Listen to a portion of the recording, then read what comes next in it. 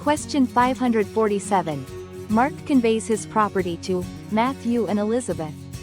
The reasonable assumption is that Matthew and Elizabeth are A. Tenants in severalty, B. Joint tenancy, C. Tenancy in common, D. Community property. Correct answer is C. Tenancy in common. Tenants in severalty refers to ownership by one individual or entity alone. Since the property is conveyed to two people, this is not applicable. In California, community property is property acquired by a married couple during their marriage. While Matthew and Elizabeth could be married, the conveyance doesn't state this. Without indication of a marital relationship, it's not a reasonable initial assumption. Joint tenancy also requires unity of possession, but it also requires three other unities: interest, title, and time, and features the crucial right of survivorship.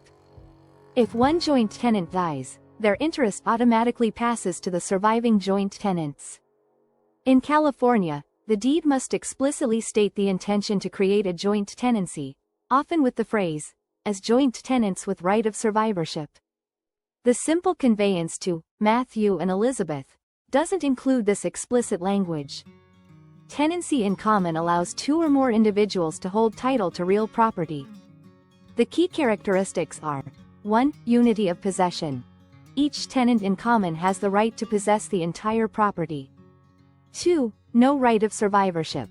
When a tenant in common dies, their interest passes to their heirs or devisees, as specified in their will, not automatically to the surviving co-tenants.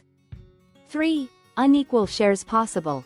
Tenants in common can hold unequal percentages of ownership.